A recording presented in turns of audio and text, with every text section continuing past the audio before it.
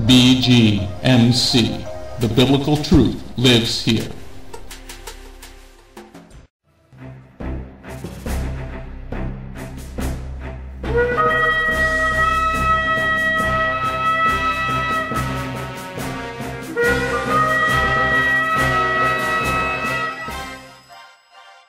The ancient Hebrew scriptures foretold of the Anointed One, Yeshua HaMashiach.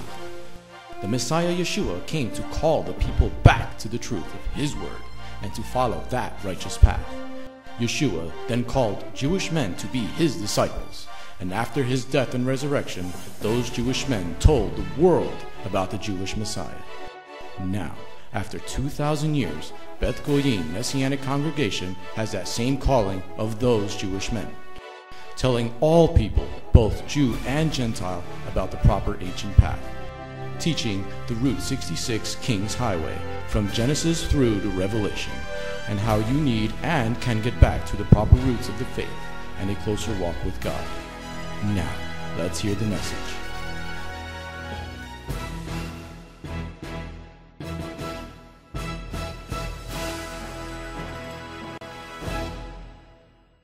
Let's go get a blessing. Turn to Galatians chapter 2.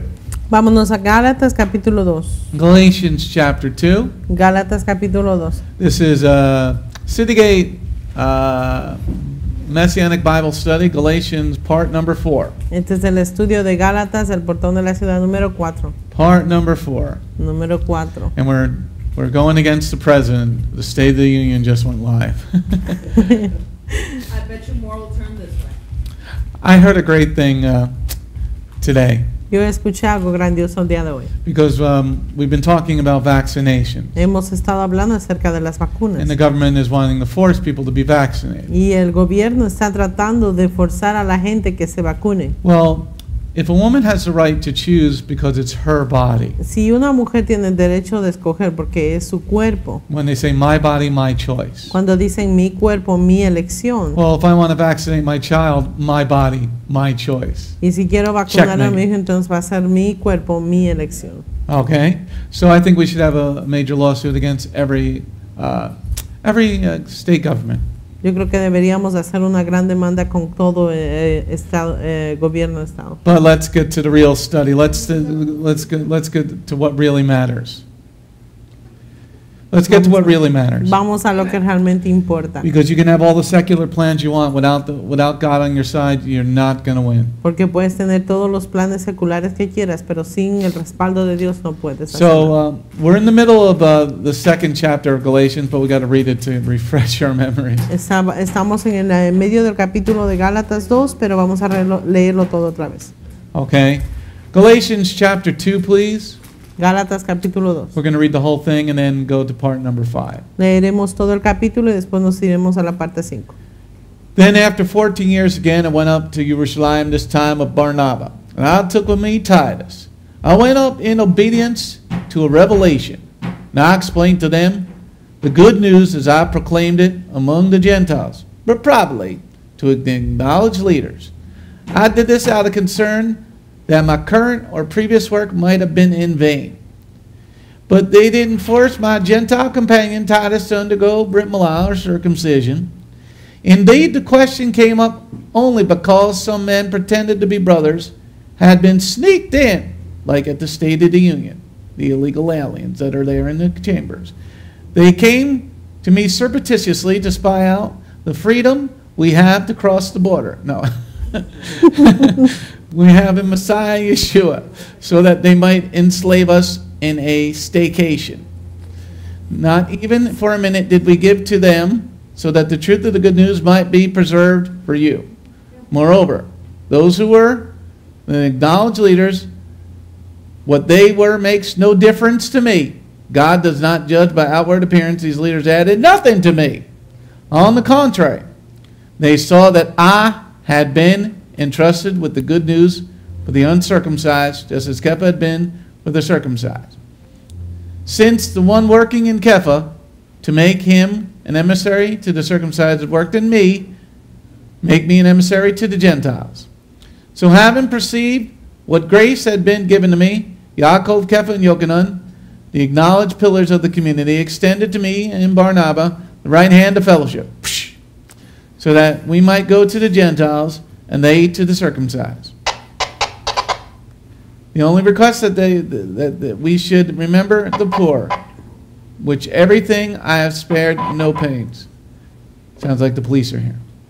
Furthermore, when Kepha came to Antioch, I opposed him publicly because he was clearly in the wrong. For prior to the arrival of certain people from the community headed by Yaakov, he had been eating with the Gentile believers, but when they came, he withdrew and separated himself because he was afraid of the faction who favored circumcised and Gentile believers. And the other Jewish believers became hypocrites along with him, so that even Barnabas was led astray by their hypocrisy. But when I saw that they were not walking a straight path, keeping in line with the truth of the good news, I said to Kepha, well, right in front of everyone, if you are a Jew, well, live like a Goy and not like a Jew. Why are you forcing the Goyim to live like Jews? We are Jews by birth, not so-called Goyish sinners.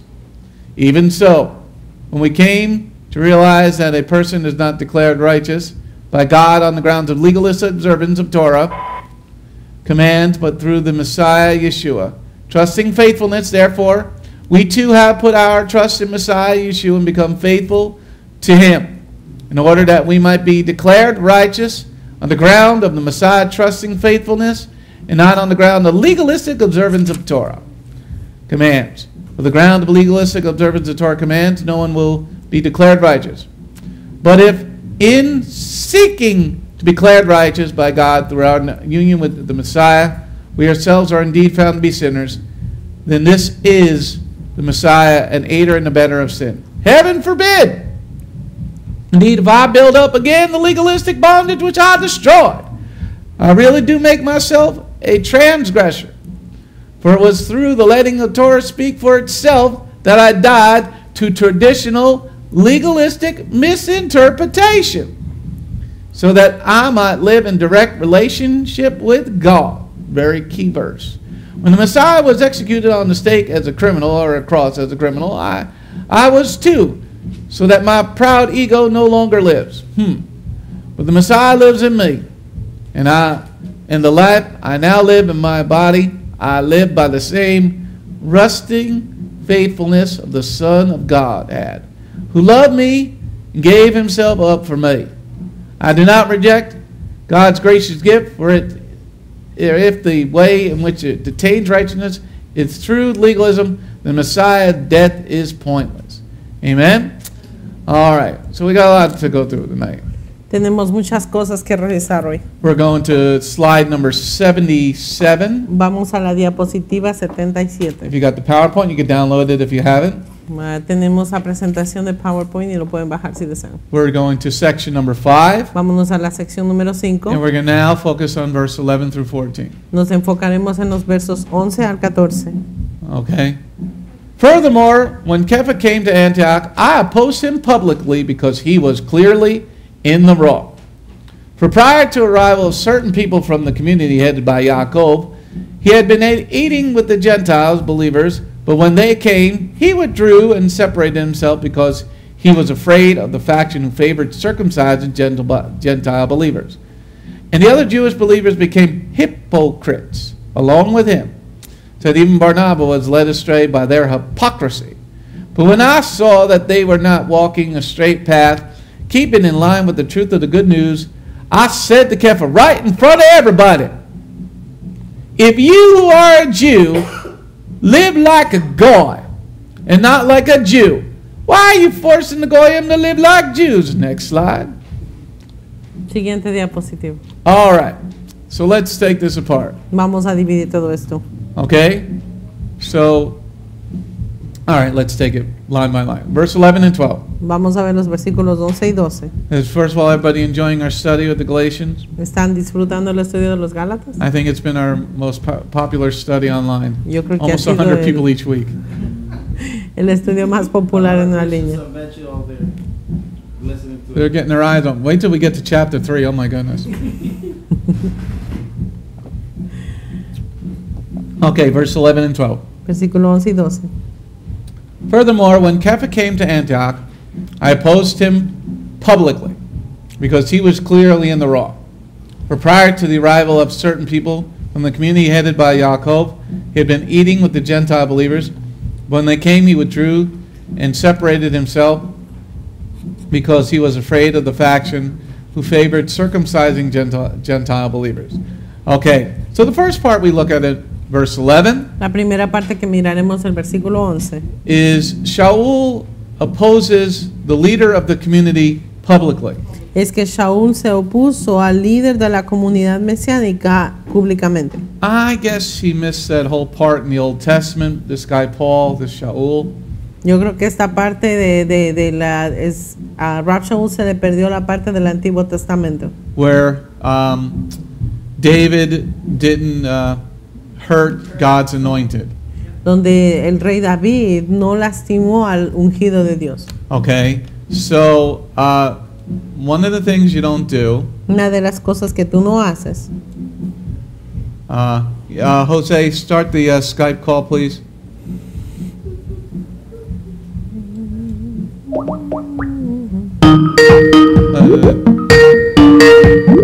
Let that just ring, everybody.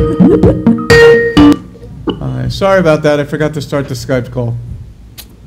Okay. You can be on Skype, WebEx, YouTube, Periscope. Tenemos disponible Skype, YouTube, Periscope y Webex. Okay. Sorry about that, guys, on Skype. La casa de la I forgot to razón. start the call. All right. So here we're in Galatians chapter 2, verse 11. Aquí en Gálatas capítulo 2 versículo 11. This is a grievous error by Shaul, and then he's telling everybody he did it. Este es un error muy grave de parte de Shaul y se lo está diciendo a todos. This is total improperness. Esto es algo muy inapropiado. See, Yeshua picked Kepha, Si Yeshua escogió a Kefa, okay? He didn't pick you until later on. Make sure you're muted on Skype, please. y no te escogió sino hasta después, hablando de Rab Shaul. Okay, so he's once again boasting. Paul is boasting here in verse 11. Una vez más, Rab Shaul está sacando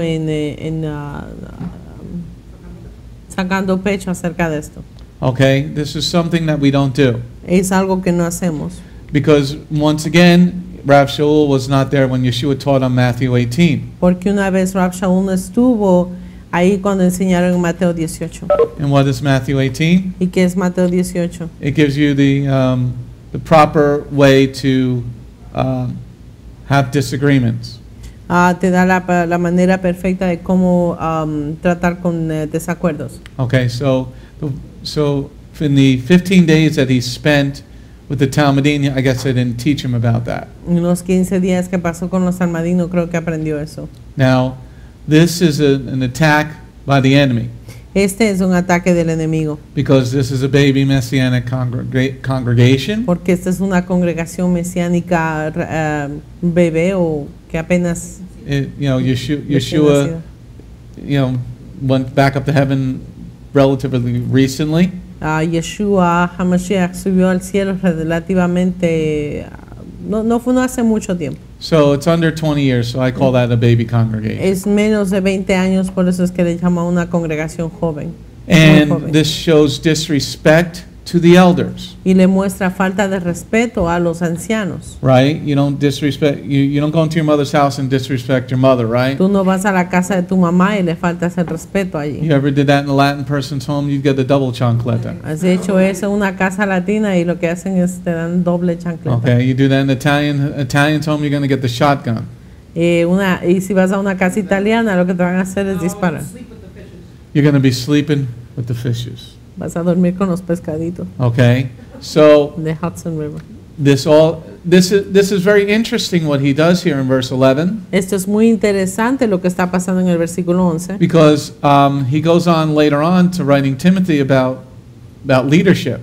porque después se pone a escribirle a Timoteo acerca del liderazgo. I guess he grew from this point in his ministry. Yo creo que después de este punto él comenzó a crecer en lo que es el ministerio. Okay, now the other part, let's read verse 11 again. Leamos el versículo 11 otra vez. Furthermore, when Kepha came to Antioch, I opposed him publicly because he was clearly in the wrong. Okay, now who's the elder here? ¿Quién es el anciano aquí? Kepha is the elder, right? Kefa es el anciano. You know, Yeshua picked him. Yeshua lo escogió a él. Now, who laid hands on you, Paul, to make you leader? ¿Quién te puso las manos sobre ti, Rav Shaul, para hacerte líder? Okay, so at any rate, let's just say the leadership of Kepha laid hands on Paul. Let's say, for argument's sake, let's look at it that way. Por objetos de argumento o discusión, digamos que el liderazgo de Kefa fueron los que le impusieron las manos a Rav Shaul. Now, also what we see wrong, Torah-based in verse 11, Ahora estamos viendo en what? what we see wrong here in verse 11, which is Torah-based, Okay. Aquí vemos en el versículo 11, basados en Torah, lo que está mal. this is what we call in Hebrew Lashon Hara. Esto es lo que llamamos en el hebreo Lashon Hara. Because Shaul is saying that he publicly disgraced Kepha, Porque Shaul aquí le está diciendo en la carta que él humilló públicamente a Kefa. and Kepha is not there to defend himself. Y Kefa no estuvo allí para defenderse. So you're writing this to the Galatians, Les estás escribiendo esto a los Gálatas. and Kepha is not there for a rebuttal, to defend himself. Y Kefa no está ahí para contestar su defensa. So that would be what we call in Hebrew Lashon Hara. Entonces en el hebreo llamamos a esto Lashon Hara. Okay, let's go to the next slide. Siguiente diapositiva. Let's look at verse 11 and 12 again, please. Leamos otra vez los versículos 11 y 12. Furthermore, when Kepha came to Antioch, I opposed him publicly because he was clearly in the wrong. For prior to the arrival of certain people from the community headed by Yaakov, he had been eating with the Gentile believers. But when they came, he withdrew and separated himself because he was afraid of the faction who favored circumcising Gentile believers. So in verse 11, En el versículo 11. Shaul is saying that Kepha is clearly in the wrong. Aquí vemos que Rav Shaul está diciendo que Kefa está completamente equivocado. In 15 days, how much of Yeshua's teachings could you possibly understand? En 15 días, ¿cuánto de las enseñanzas de Yeshua puede uno posiblemente aprender?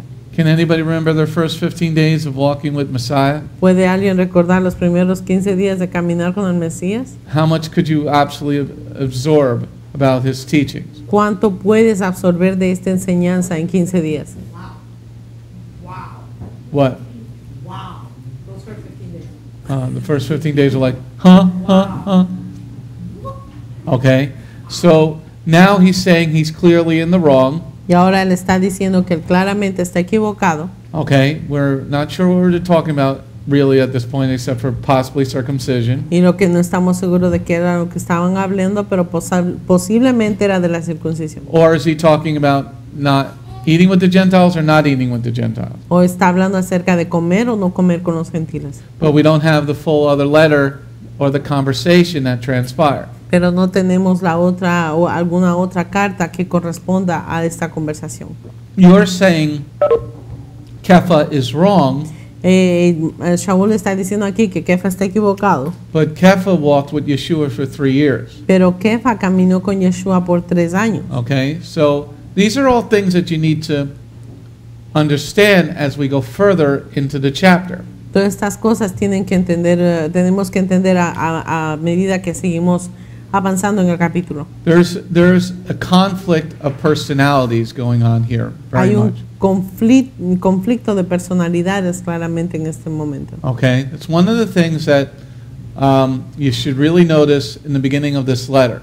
Es algo que realmente debes notar en el comienzo de esta carta. There is a conflict of personalities between the leadership and Shaul. es que existe un conflicto de personalidades entre el liderazgo y Shaul. Okay, let's go on to the next slide. Vamos a la siguiente diapositiva. Let's read verse 11 and 12 again, please. Leamos los versículos 11 y 12 otra vez, por favor. Furthermore, when Kepha came to Antioch, I opposed him publicly, because he was clearly in the wrong.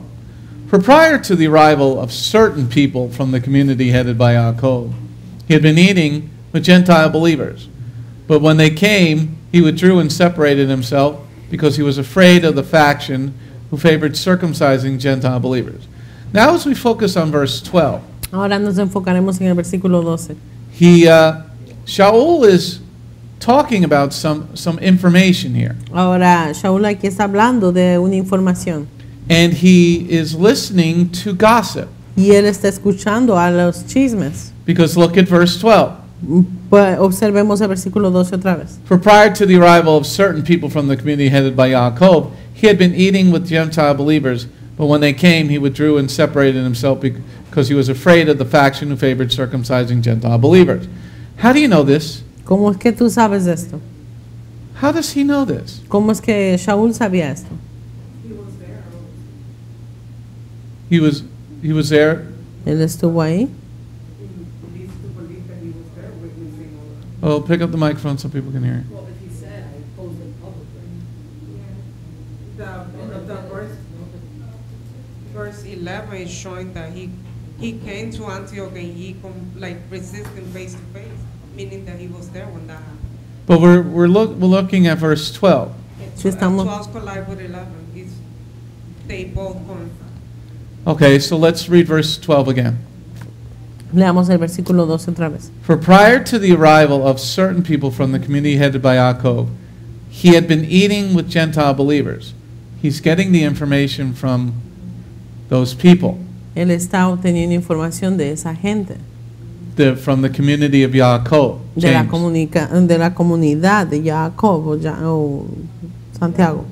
How do you know these people aren't disliking Kepha? ¿Cómo sabes que estas personas quizá no les gusta Kefa? He doesn't say I was there. No dijo, yo estuve allí. Kepha was eating with them. Y Kefa estaba comiendo con and ellos. then I saw him leave. No dice, yo lo vi y yo vi que él se retiró. What we don't see him doing here once again Y lo que no vemos que él está haciendo aquí una vez más is going directly to Kepha to say, why did you move away from them? es ir directamente a Kefa y preguntarle por qué te retiraste. It's like you're looking at a situation Es como que estás mirando una situación and you don't know what's going on, just like most people don't know what's going on with me at lunch. y no saben lo que está pasando, como mucha gente no sabe lo que está pasando conmigo en el People almuerzo. can assume things, Y la gente puede asumir cosas, but when you assume, pero cuando asumes, what did Felix Unger do to The Odd Couple? What does the word assume do? ¿qué hace la palabra asumir? When you assume this is not going to translate well, you make an ass out of you and me. Cuando tú asumes, haces un burro de tú y yo. Un burro. Okay?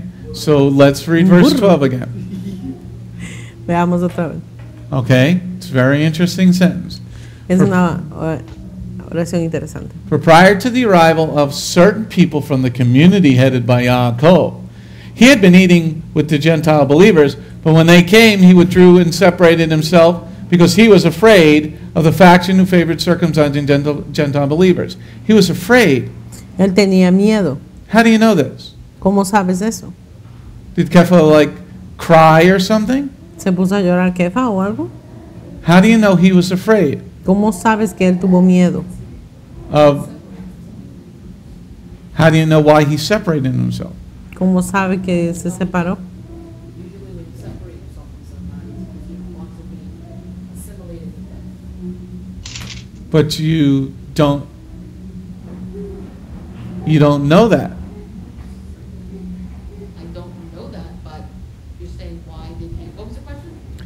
Well, as we read verse 12, Como leemos el versículo 12, we're looking at he had been eating with Gentile believers, estamos viendo que Kefa estaba comiendo con gentiles and then he withdraws, but you don't know the reason why. Y después se retira, pero no sabes la razón por qué. Because he doesn't say, I talked to Kepha. Porque no dice yo hablé con Kefa. So what we're seeing here in verse 11 and 12 is Lashon Hara. Lo que estamos viendo aquí en el versículo 11 y 12 es la Lashon Hara. Okay, it's something.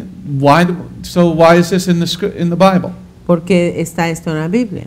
Because these letters are for leaders Porque estas cartas son para líderes and for believers you don't assume, y para creyentes que no debes asumir. because this contradicts what Yeshua said in Matthew 18. Porque esto contradice lo que dicen Yeshua dijo en Mateo 18. He's saying Kepha was afraid here in verse 12, Dice aquí que Kefa estuvo con miedo, but Kepha is a leader. pero Kefa es un líder. You didn't go to the leader and say, I saw you eating with those guys and looked like something happened. No te acercaste a donde el líder y le dijiste, te vi comiendo con estos hombres y después te retiraste.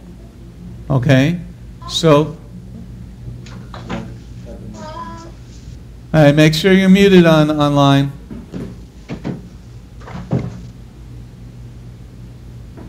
Make sure you're muted on Skype, please, or we're going to have to drop you from the call. Asegúrense de que están con el silenciador del micrófono, por favor.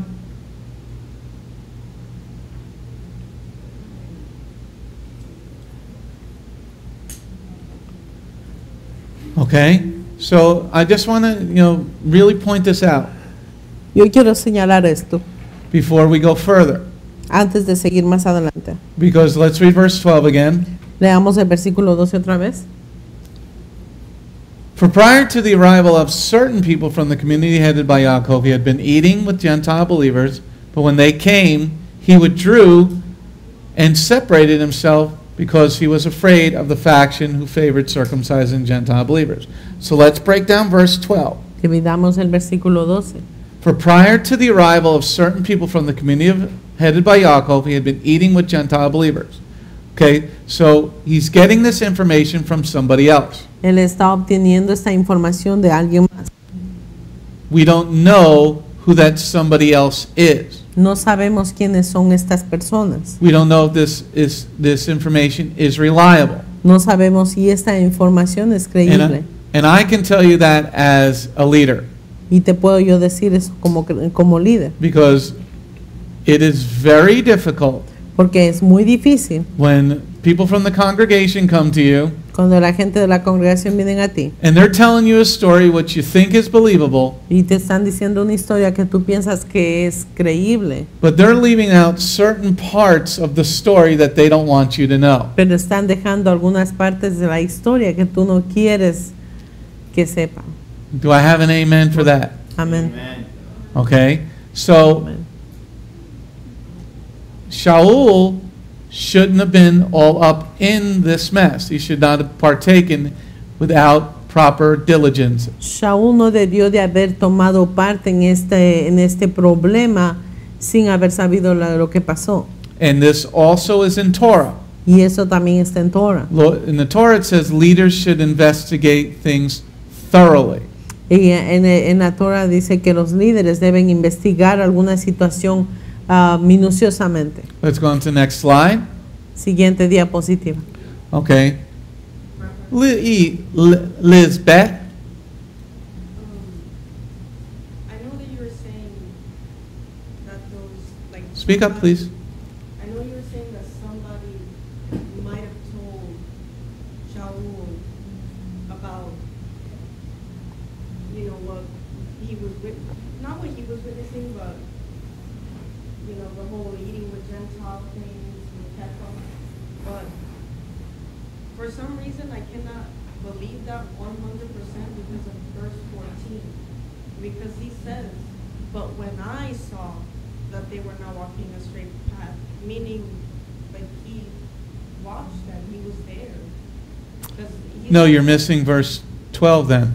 Mhm. But I'm not, because I'm looking at it all as one passage altogether, like as in a connection. I'm not looking at it as like, oh, they're separate. I'm looking at it sort of like a story, And for me, I see that it's clear that it just all comes together. Like he was there, and the minute that he saw it, because he says, but when I saw when they were not walking the straight path, keeping in line, I said to Kepha right in front of everyone. And I believe that everyone came when he talks in verse 12, when he's like prior to the arrival of certain people. I think verse 14 is when these people already came and they did what they did, like the hypocrisy thing, whatever, and then that's the time when he addressed them. Because he's saying he saw it. And when he saw that that annoyed him because they weren't walking the straight path in his opinion, he went at it right in front of everyone with Kepha. You're reading it inaccurately. Lo estás leyendo de una manera inapropiada. So let's do language arts. Hagamos una lección de gramática. Okay, so let's start with 12 to 14. Comencemos con versos 12 al 14. Or let's start with 11. We'll go to 11 to 14. O leamos los versículos 11 al 14. Furthermore, when Kepha came to Antioch, I opposed him publicly because he was clearly in the wrong.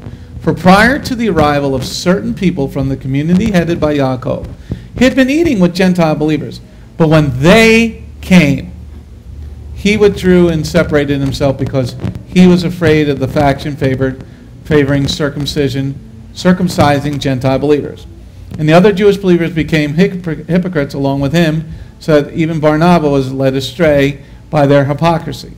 But when I saw that they were not walking a straight path, keeping in line with the truth of the good news, I said to Kepha right in front of everyone, if you are a Jew, live like a Goy, and not like a Jew. Why are you forcing the Goyim to live like Jews? Okay, so the two subject matters between verse 12 and 14 are different in nature. Los dos temas de los versículos 2 y 14 son diferentes en naturaleza. Okay, so now we go back to verse 12. Vamos al versículo 12. For prior to the arrival of certain people from the community headed by Yaakov, he had been eating with Gentile believers. But when they came, he withdrew and separated himself because he was afraid of the faction who favored circumcising Gentile believers. Okay, so let's take a look at the grammar of verse 12. Veamos a la gramática del versículo 12. Okay, so we're going to do a little bit of language arts here. Vamos a revisar un poquito de gramática aquí. We're going to look for subjects, we're going to look for pronouns, adjectives, and verbs. Okay. Vamos a buscar por sujetos, predicados, adjetivos, verbos, adverbios, I think. Uh-huh. Yeah. Okay. So in the first part of the sentence, En la primera parte de la oración, let's read up until the word believers. leamos hasta la parte creyentes. For prior to the arrival of certain people from the community headed by Yaakov, he had been eating with Gentile believers. Okay. So the subject is what? ¿Cuál es el sujeto? Okay. What is the subject? ¿Cuál es el sujeto? Gotta say that the subject is verse 11, where he's No, I'm not in verse 11 because that is a different. Well, that's the subject of the whole passage, because he's saying that when he came to Kepha came to Antioch, he opposed him publicly. So that's like the subject, and now the whole passage is going to be talking about that incident. So it doesn't work that it's verse 12, because then that would just stating verse 11 for nothing. It is the subject, it's the beginning of this whole passage. It's what's letting you enter. It's like that gateway onto what's going to be. All right, so let's take your verse 11. Que veamos el versículo 11. Is this proper Torah observance? Esta es observación de Torah apropiada. It is improper. Es una manera inapropiada. You're telling your father in public that he's wrong. Tú estás diciéndole a tu padre en público que él está equivocado. So everything thereafter is you're wrong. Entonces, después de todo eso, todo lo que estás haciendo está mal. Because Torah says in Exodus Porque la Torah dice en Éxodo that Jehovah said to Moshe, que Jehová le dijo a Moisés, raise up leaders of tens, fifties, hundreds, thousands. levanta líderes que sean jefes de 10, cientos, miles. Men that are incorruptible. Hombres que sean incorruptibles. And then Jehovah says to Moshe, teach them how to live. Y después le dice Jehová a Moisés o a Moshe que les enseñe cómo vivir. He sets up the elders in the community. Él pone a los ancianos en la comunidad. So right there, Kepha is Shaul's elder. En este momento, ahí, Kefa es el anciano o mucho más mayor que Shaul. Yeshua walked with Kepha Yeshua. in the flesh for a couple of years. Yeshua caminó con Kefa en la carne por varios años. Shaul never met Yeshua, he just heard him. Shaul o Pablo no conoció a Yeshua, solamente lo escuchó. Now probably Shaul is better schooled in Torah than Kepha. Probablemente Shaul es mejor educado en lo que es la Torah que Kefa, Because Shaul was in line to be the Kohen HaGadol. porque Shaul estaba en línea para ser Kohen HaGadol. But that's here nor there. Pero eso es ahí. He should have known by Torah that to disrespect leadership in front of everybody is 100% wrong. Él debía de haber sabido que el faltarle el respeto al liderazgo delante de la gente es algo que está 100% equivocado. Okay, so let's now we then take that he's publicly disgracing leadership. Ahora veamos que Shaul está públicamente humillando al liderazgo. Then he goes in verse 12, prior to the arrival of certain people. Ahora vamos a ver en el versículo 12, dice, antes de la llegada de ciertas personas, Kepha had been eating with the Gentile believers. Kefa ha estado comiendo con los creyentes gentiles. Okay, so if he's eating with them or not eating with them, really there should be no matter at all. Si ha estado comiendo con ellos o no, no es asunto de importancia. Because really once you get to chapter 3, Porque realmente cuando llegas al capítulo 3, you realize what the whole problem is between the two men. tú realmente te vas a dar cuenta cuál es el problema entre estos dos hombres. It's all over circumcision Y todo se trata de la and circuncisión about being the seed of Abraham y acerca de ser la semilla de and Abraham being part of the blessing. Once you get to chapter 3, y ser parte de la bendición cuando llegues al capítulo 3. but what we're looking at in verse 11 through 14 is procedure. Pero lo que estamos viendo aquí del versículo 11 al 14, estamos viendo un procedimiento. Okay, so he's wrong in verse 11. Está equivocado en el versículo 11. Shaul is wrong Shaul está equivocado because you're not leadership. porque tú no eres de liderazgo. You are subordinate to the one that Yeshua put in charge. Eres un subordinado para el que Yeshua puso a cargo. And we know that because Yeshua said, "Do you love me, Kepha?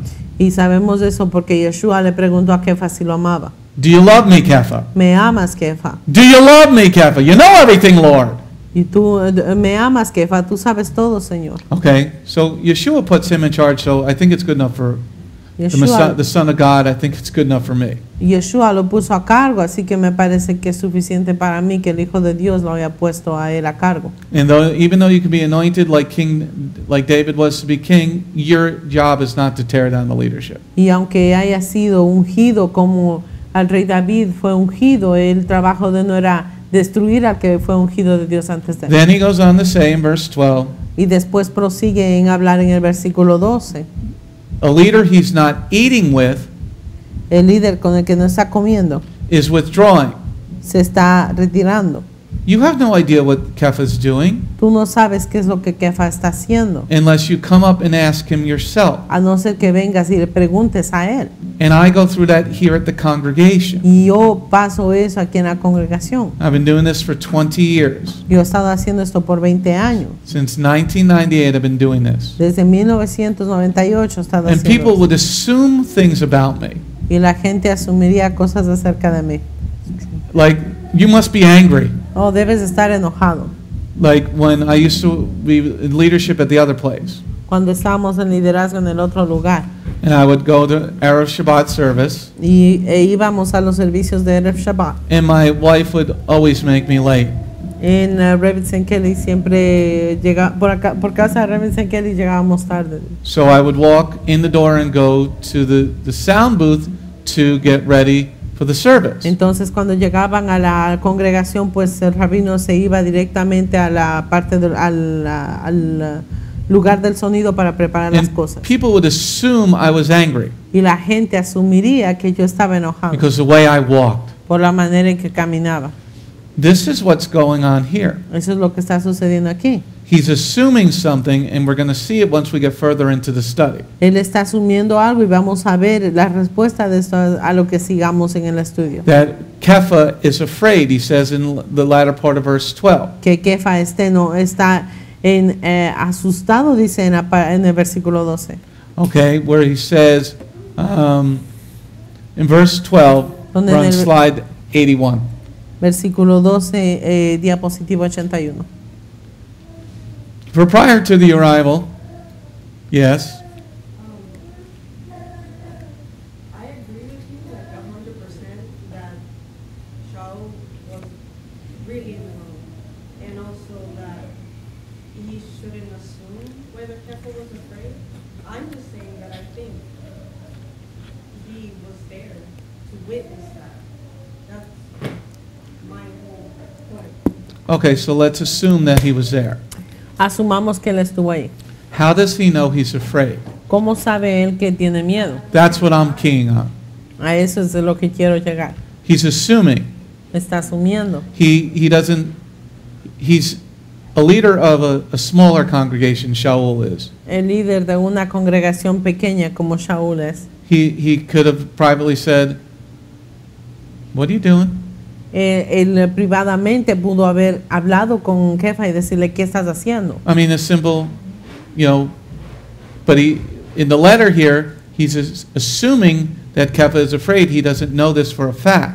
Pero en la carta aquí él está asumiendo que Kefa tiene miedo y él no sabe. I sit with people at lunch, and you see me at O&Egg each week.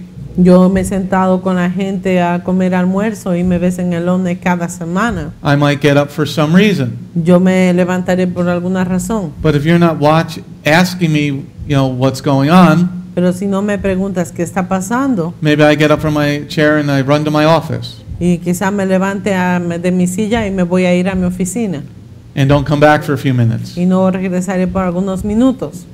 People can assume lots of different things why I jumped up from my chair. Well, I get up slow now. La gente puede asumir muchas cosas cuando yo me levanto de la mesa y me voy a la oficina. What we're looking at here and why we're taking a moment to talk about this Lo que estamos mirando aquí y nos estamos tomando And un then we're gonna tiempo move para on, hablar de everybody. esto.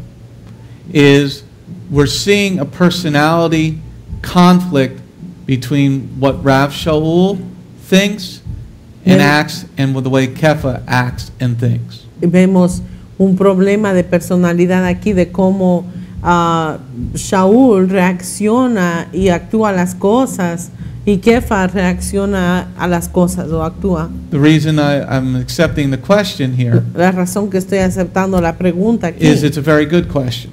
es porque es una buena pregunta. Because the rest of the letter, all the rest of the chapters, Porque el resto de los capítulos de esta carta you need this understanding of the two men necesitas el entender esta situación con estos dos hombres. to understand why Shaul is writing what he's writing. ¿Por qué Rav Shaul? Para entender por qué Rav Shaul está escribiendo lo que escribió. Because there is something in Judaism that most people don't understand when they're reading Galatians. Porque hay algo en el judaísmo que mucha gente no entiende cuando están leyendo Gálatas. Jews do not want to associate with the Gentiles.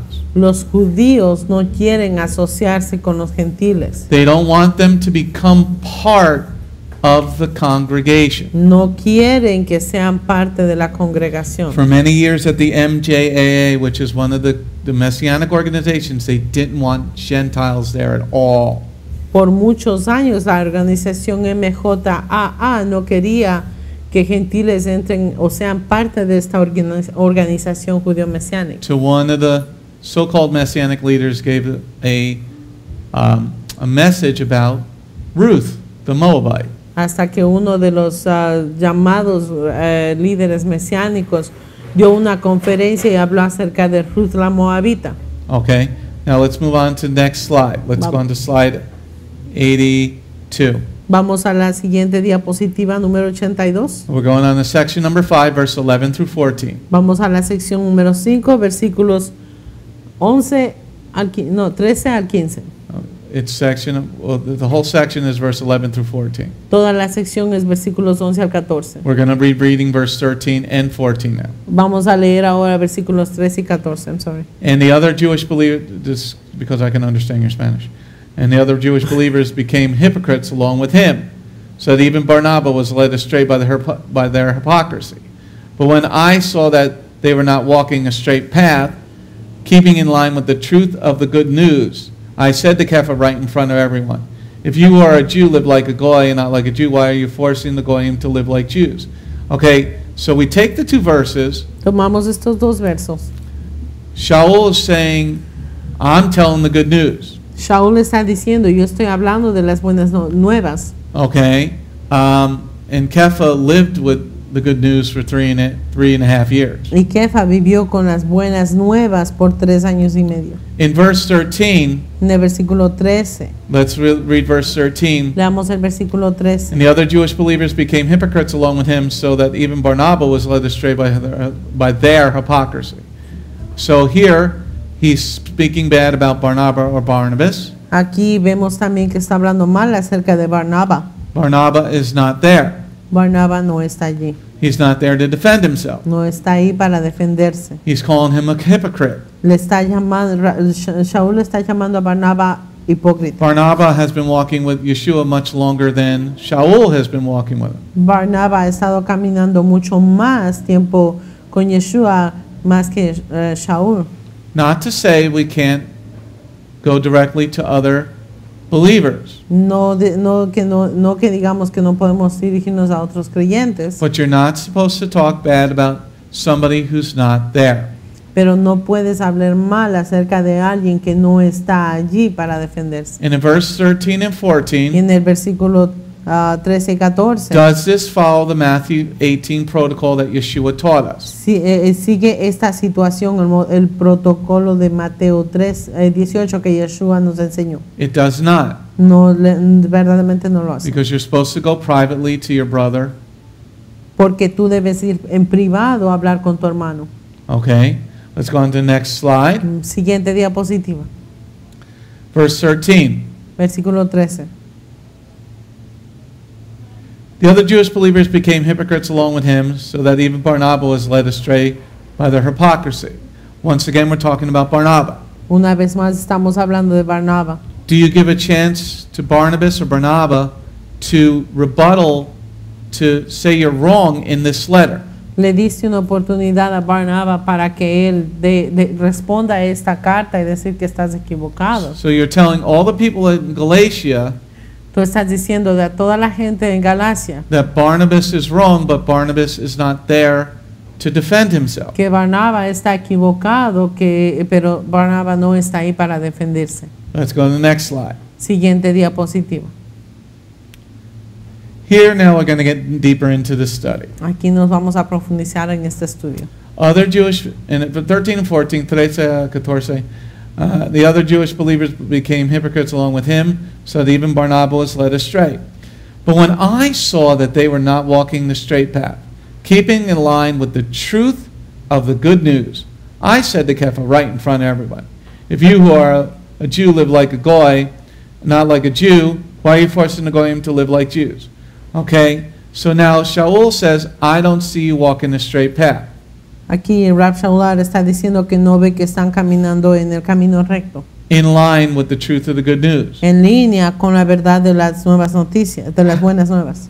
How would you know ¿Cómo sabes tú? what Yeshua taught in 15 days? Lo que Yeshua enseñó, ¿cómo tú vas a saber en 15 días? Okay, that is our issue here. Ese es nuestro problema aquí. That is a very big issue that you need to understand to get to the next chapter. Es un problema muy grande que necesitas entender antes de movernos al siguiente capítulo. Because he's talking about the good news. Porque él está hablando acerca de las buenas nuevas. What possibly could you know about Yeshua's ministry in 15 days? ¿Qué posiblemente puedes tú saber acerca del ministerio de Yeshua en 15 días? Okay, so let's read verse 14 again. Veamos otra vez al versículo 14. But when I saw that they were not walking a straight path, keeping in line with the truth of the good news, I said to Kepha right in front of everyone, if you who are a Jew live like a Goy, not like a Jew, why are you forcing the Goyim to live like Jews? Okay, so what part of Matthew 5 verse 18 did Kepha break? ¿Qué parte de Mateo 5, versículo 18, Kefa quebrantó? Okay, that's your issue that we need to understand, everybody. Ese es el asunto que tenemos que entender. Shaul is not telling us what Kepha broke at the moment. Shaul no nos está dejando saber qué es lo que Kefa quebrantó. What does it mean to live like a goy and not like a Jew? ¿Qué significa vivir como un goy y no como un judío? What, Denise? Well, then tell us what you're speaking about. Entonces que nos diga de qué estamos hablando. Okay. Now it's just a quick little comment. Okay. That's what I had. When I was reading this, I'm like, what are you talking about? Creo que dice tradition. We don't know. No sabemos. Except that he's saying it, but we don't know what he's talking about. Excepto que no sabemos de qué él está hablando. Okay, so he's eating with Gentiles. Are we not supposed to eat with the Gentiles? Comer con los gentiles. ¿No es que no estamos supuestos a comer con los gentiles? You know, can I eat with a Gentile? ¿Puedo comer con un gentil? I do that every single week. Yo hago eso cada semana. So now, am I eating what they're eating if they're not kosher? ¿Estoy comiendo lo que no están comiendo si no es kosher? No, I'm not going to eat what I'm not going to put what they're putting in their body in my body. Yo no voy a comer lo que están poniendo ellos en su cuerpo en el mío. Okay.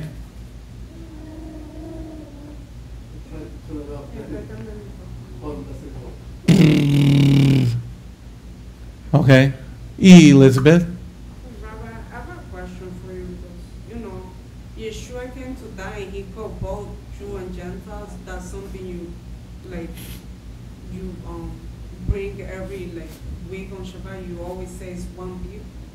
How come these people, the apostles and all of them, how come they trying to make two different groups when Yeshua himself made one group? I don't understand. Circumcision, non-circumcision, we're supposed to be one in Yeshua, and that's it. I thought it was clear to them. They hang out with Yeshua for three and a half years, and they still don't get that. Yeshua said, go and teach those people. I want them to become part of this family. And all I see here is division between two groups of people, circumcised and non-circumcised. Say that in Spanish. Que cuando yo leo todo esto, yo veo una gran división porque aquí Yeshua llamó un solo pueblo. No importa si es gentil o si es judío, él quiere un solo pueblo que le adore. Pero ellos tenían ahí dos grupos de personas: los gentiles en la comunidad y también los judíos circuncidados. Yo no entiendo. Yeah, at this point, they're already making grave errors. Hasta este punto ya se está cometiendo errores muy graves. But this is the Talmud. Pero estos son los discípulos. The Jews do not want to be with the Gentiles. Los judíos no quieren estar con los gentiles. My colleagues in the Messianic community despise what I do. Mis colegas en la congregación, en la comunidad mesiánica, no les gusta lo que yo estoy haciendo. And then the Christians say you're Judaizing them, and I say absolutely. Y los cristianos me dicen, les estás judaizando, y les digo absolutamente. You're being legalistic and you're Judaizing, absolutely. Estás siendo legalista y les estás judaizando, y les digo absolutamente. Because in heaven there's only going to be Jews. Porque en el cielo solamente van a haber judíos. Okay, so here in verse 14 it's very important, and you make a great point, Elizabeth. Aquí en el versículo 14 hay algo muy importante, y la hermana Elizabeth dice un buen punto. Let's see, if you who are a Jew live like a goy and not like a Jew, why are you forcing the goyim to live like Jews? We don't know what he's pointing to. No sabemos a qué Shaul está señalando. Living like a goy, how? Vivir como un judío, como un goy, ¿cómo? Okay, so let's move on. Vamos adelante. Okay, verse 14 again. Versículo 14 otra vez. But when I saw that they were not walking a straight path, keeping in line with the truth of the good news, I said to Kepha in front of everyone, if you who are a Jew live like a goy and not like a Jew, why are you forcing the goyim to live like Jews? Okay, Very important point here. Es un punto muy importante aquí. Should we force the Gentiles to live like Jews? ¿Deberíamos forzar a los gentiles a vivir como judíos? The answer is yes. La respuesta es sí. And I want you to hold your place. I'm going to prove that point. Y quiero que mantengas tu lugar porque quiero probar ese punto. Let's turn to Bamidbar, Numbers 15, verse 29. Vámonos a Números 15, versículo 29. Okay, so let's see how wrong Shaul is. Veamos qué equivocado está Rav Shaul. Numbers 15, verse 29. Números 15, versículo 29. No? Numbers 15, verse 29. Números 15, versículo 29. Should we force the Goyim to live like Jews? Deberíamos forzar a los goim a vivir como los judíos. Numbers 15, verse 29. Números 15, versículo 29. Hold your place in Galatians 2. Vamos a mantener el lugar en Gálatas capítulo 2. No matter where he is, no matter whether he is a citizen of Israel or a foreigner, a goyim, living with them, you are to have one law for whoever it is that does something wrong by mistake. What does God say? ¿Qué es lo que Dios está diciendo aquí? He says we have one law Debemos tener una sola ley for the Jew and the Gentile. para el judío y el gentil. So who is wrong here, Paul or Peter? ¿Quién está aquí equivocado? ¿Pablo o Kefa o Pedro? Paul is in Pablo. the wrong. Está equivocado. Because he said, why are you forcing the Goyim to live like Jews? Because God said so. Porque Shaul dice aquí que porque estás obligando a los goim a vivir como judíos, pero es lo que Dios manda. And we're not going to turn to it, but I'm going to give you other references Y so no- that it's not just one part. Y no vamos a ir a esta referencia, pero les voy a decir otra referencia. In Numbers 15, verse 15, En Números 15, versículo 15. Numbers 9, verse 14, Bamidbar 9, 14, Números 9, versículo 14.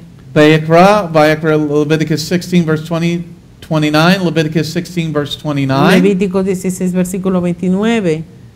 and Leviticus 17, Vayikra 17, 15. Levíticos 17, versículo 15. And then Paul finally gets it in Romans chapter 11. Y finalmente Pablo lo entiende en Romanos 11. Because he says you're grafted into the Hebrew olive tree. Porque ahí es donde habla de que somos injertados en el árbol de oliva judío. So this is information that you need moving further into the book of Galatians. Esta es una información que necesitas comprender así como seguimos acercándonos. You good with that one, Elizabeth?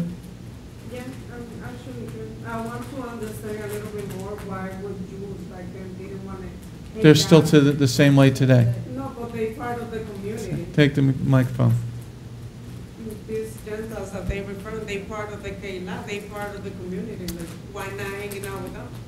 One of the things that is the most difficult thing to do, Una de las cosas que es lo más difícil que se podría hacer. and why many Messianic rabbis don't have congregations like Beth Goyim. Y porque muchos rabinos mesiánicos no tienen congregaciones como Bet Goim. You see how I let anybody come in? Tú ves cómo dejo a cualquier persona venir. At a place called Beth Zion in South Jersey, En un lugar llamado Beth Zion en South Jersey. you can't just walk in. You must fill out an application first before coming to worship. Right, Veronica? Ujú. I'm not No- lying. I have a witness. They asked her. Yes.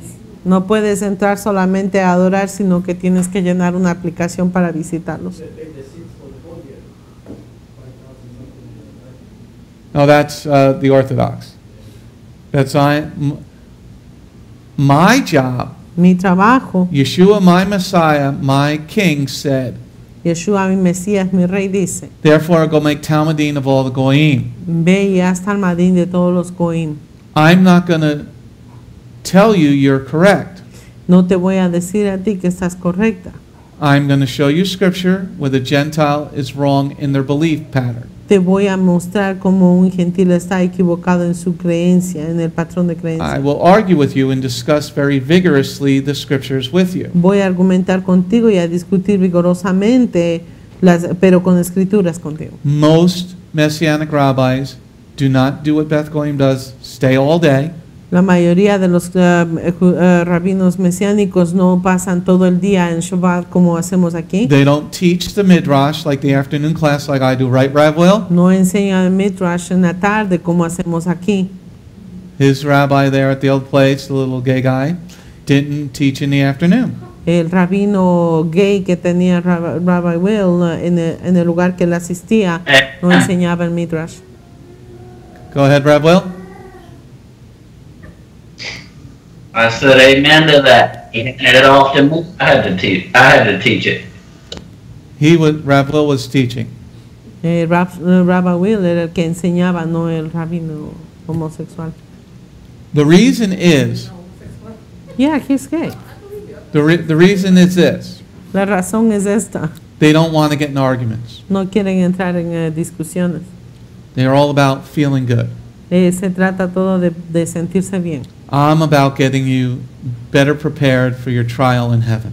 Yo estoy tratando de prepararte mejor para que entres en tu juicio en el If you cielo. want to leave, go. Si quieres irte, ve.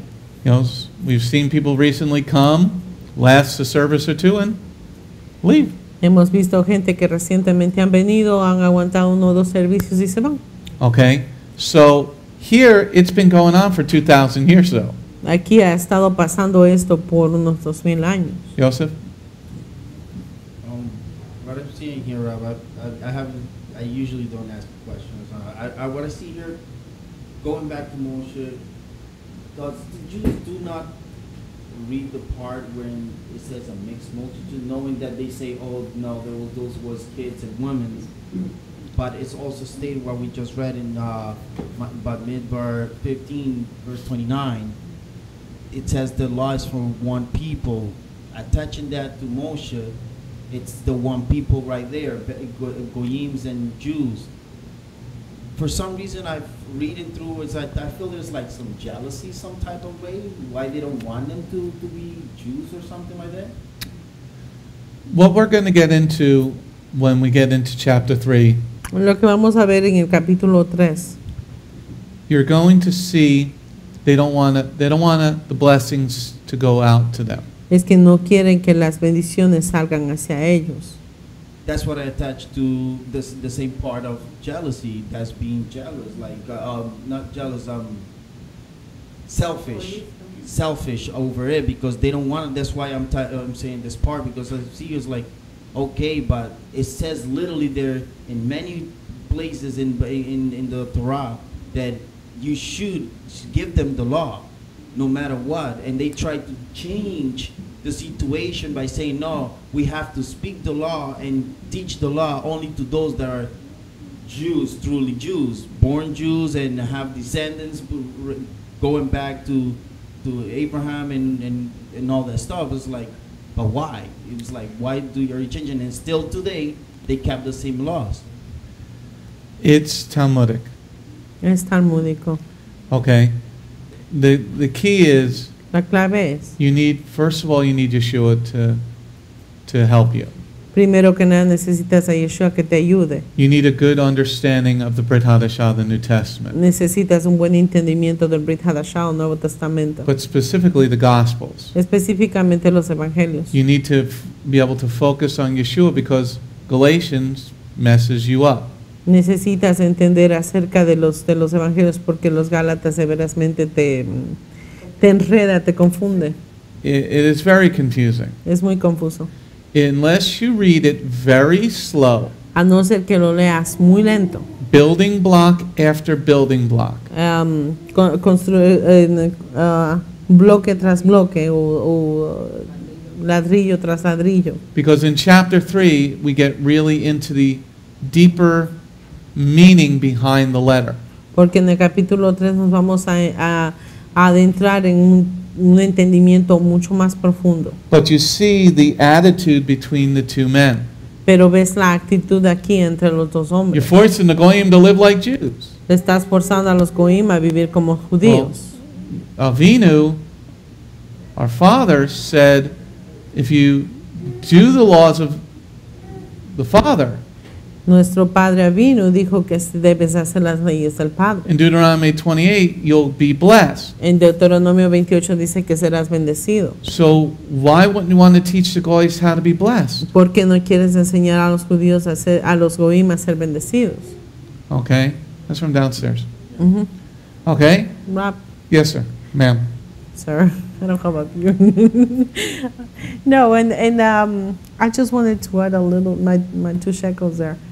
There are a few communities of, let's go to the Orthodox Jews, that some of them are willing to let goys enter into the community, but I think what they want is you leave your nature in the outside, and you have to come and become a Jew. Now the situation between, and there are some people that have gone and into Judaism, and they are there, and they're not Jews, blood Jews. But in the Messianic community, what we have seen is that, for example, here in Beth Goim, that's why a lot of people criticize it, because here we tried, or you try to make the law, stay and stand, no matter who comes, no matter who is. But if we, let's say, use, the example from the congregation in Wayne, we see how the traditions from the pagan traditions have been welcomed into there in order to supposedly bring more people into God. So I think a lot of people, and in a way I sort of understand the Jews, that they are trying to block any goy that to come, because in a way they don't want anything to be changed. But then we see also that there is changes that they do, the Reformed Jews and all that. But I'm talking just a little fraction of some that are trying to, they welcome those that want to follow Judaism, but they say, leave everything, you forget about everything you were before, and now you have to study to become a Jew. And here, when people comes here, and you're right, when people come here, you tell them, first worry about Shabbat and the holidays, and then the next year you're gonna be learning, but you have to change your nature and not just come and do your goy stuff here and just want to change everything around because you want to be like that. Yeah, it even amongst us, you have the Sanchez family, 13 years.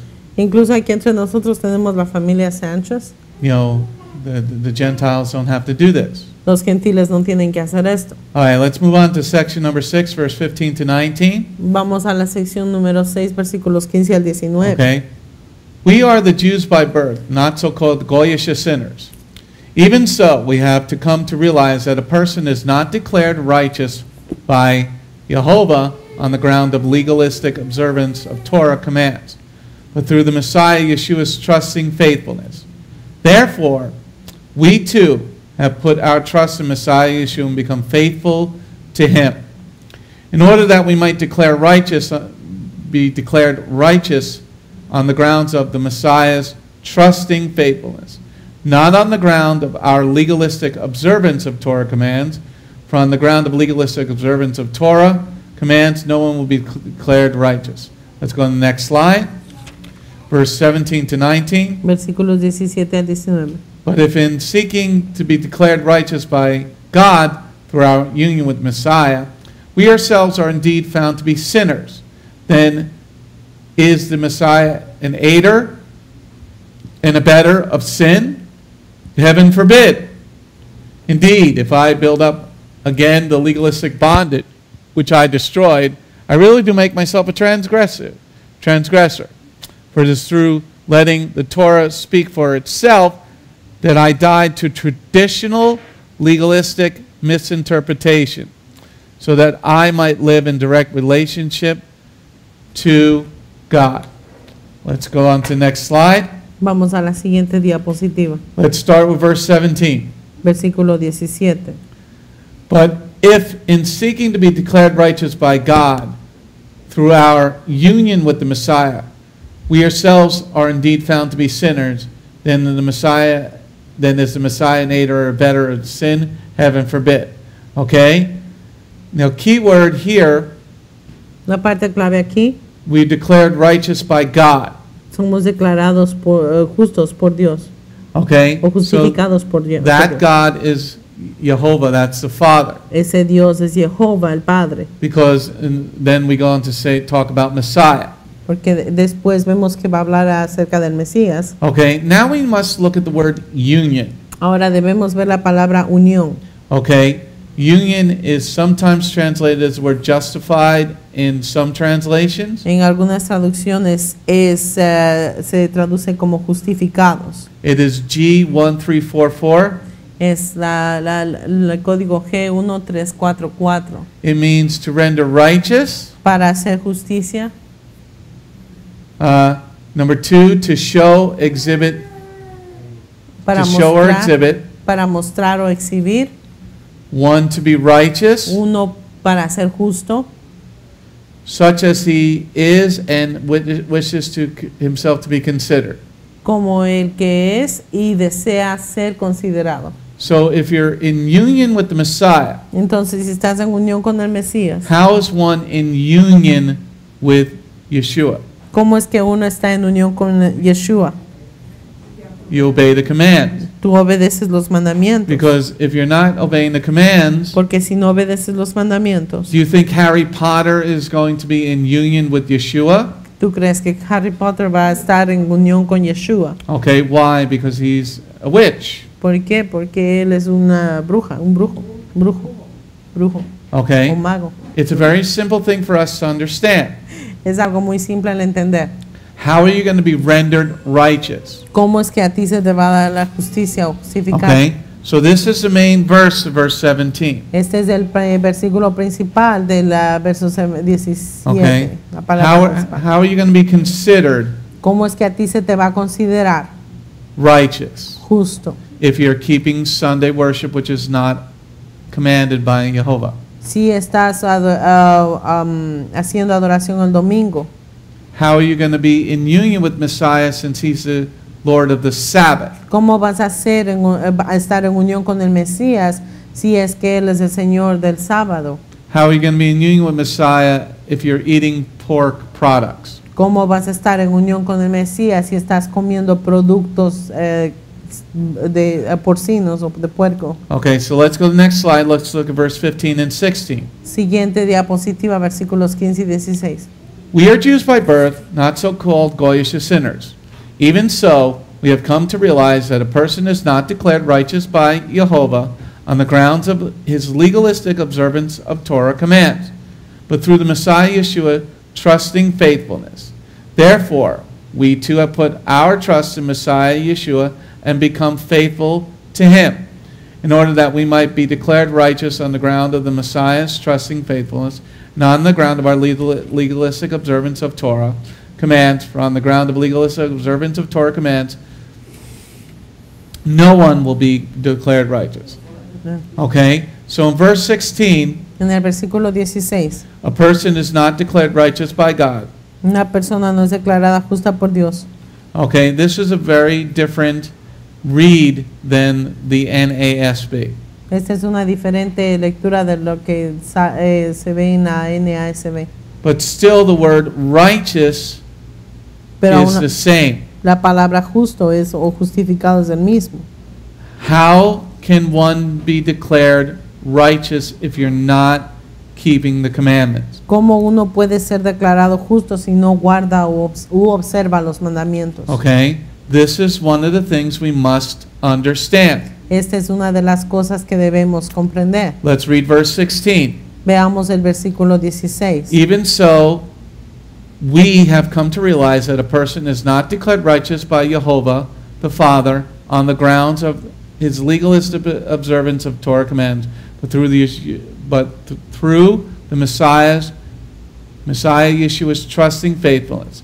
Therefore, we too have put our trust in Messiah Yeshua and become faithful to him, in order that we might be declared righteous on the ground of Messiah's trusting faithfulness, and not on the ground of our legalistic observance of Torah commands, On the ground of legalistic observance of Torah commands, no one will be considered, no one will be declared righteous. Amen? Amén. So we look at the beginning. Miramos al principio. You're not going to be declared righteous No vas a ser declarado justo on the grounds of legalistic observance of Torah commands. en observación legalista de la Torah. Okay, the CJB is reading drastically different than the NASB. It's La Biblia completa judía tiene una traducción diferente a la NASB. okay, so what would be legalistic observance of Torah ¿Cuál commands? sería la observación legalística de la Torah? Legalística. Tradition, La tradición. the 500 Shabbat laws that were added to the Talmud. Las 500 leyes de Shabbat que se adhirieron en el Talmud. Okay, so we start there. Comenzamos allí. Now go to the next slide. Vamos a la siguiente diapositiva. We need to understand what the word justified is. Necesitamos entender que esa palabra justificado. Okay? Justified is G4102. Pistis is a Greek word. Para la palabra justificado es G4102. Okay? It means conviction of the truth of anything. Creencia de la verdad de cualquier cosa, de alguna cosa. Conviction or belief Creencia o convicción respecting man's relationship to God and divine things. respetando la relación del hombre entre Dios y las cosas divinas. Okay? So you're not declared righteous or justified No eres declarado justo o justificado unless you have a relationship with the Father. a no ser que tengas una relación con el Padre, A relationship with God in divine things. una relación con el Padre en las cosas divinas. Okay? So let's read the first let's read the first sentence in verse 16. Leamos la primera oración en el versículo 16. Even so, we have come to realize that a person is not declared righteous or justified by God on the ground of legalistic observance of Torah commands, but through the Messiah's trusting faithfulness. Okay? So you're not justified, Entonces no eres justificado. okay? You're not declared righteous by God No eres declarado justificado por Dios, unless you have a relationship with the Father. a no ser que tengas una relación con el Padre. That's a very big point to understand, Este es un gran punto de comprender, because the Gentiles, porque los gentiles, in reading the rest of this chapter and the rest of Shaul's letter to the Galatians, cuando se lee el resto de este capítulo y la carta de Rab Shaul, the rest of Galatians, o el resto del libro de Gálatas, de la carta, okay, think he's saying get rid of the law. creen que está diciendo él que que dejen la ley, que se How deshagan de la ley. can you have a relationship with the Father without His commandment? ¿Cómo tú vas a poder tener una relación con el Padre si tú quitas los mandamientos? How can you be justified without His commandments? ¿Cómo vas a ser justificado sin sus mandamientos? Remember, He destroyed Sodom and Gomorrah because they followed their own evil hearts. Recuerda que él destruyó Sodoma y Gomorra porque siguieron sus corazones, sus deseos pecaminosos. Is everybody starting to see how we're getting a little deeper now? Están comenzando a mirar cómo nos estamos profundizando. Elizabeth, microphone please. I just want to say, Rabbi, that to make it more confused, these type of letters for the Hispanic community, the word that they use there, it refers to Torah, not to the legalistic, not to the tradition. It's legit when you translate the law that is saying there, it refers to Torah straight up. And this is why these people don't want to accept it, because they see it as something bad. Well, what does it say in the Spanish? Read it. It says ley. But does It's the word his law. justify, justicia, somewhere in there? Yeah. Justificado. Justificado. And the word law, when you translate it to our understanding, Messianic, it will be like the Torah. But people that read this like that in Spanish, they're not going to understand that it's the traditions and the legalistic that they were doing back then. That's not the Torah of God, you know.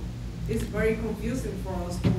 Yeah, they use law as a Yeah. general word. There is not the explanation that there is Well, Talmud and Torah is the law. Sí, la Torah es la ley. But what they're missing is the word justified. Lo que les falta es la palabra justificados. Okay? Now it's two schools of understanding. Hay 12 entendimientos aquí.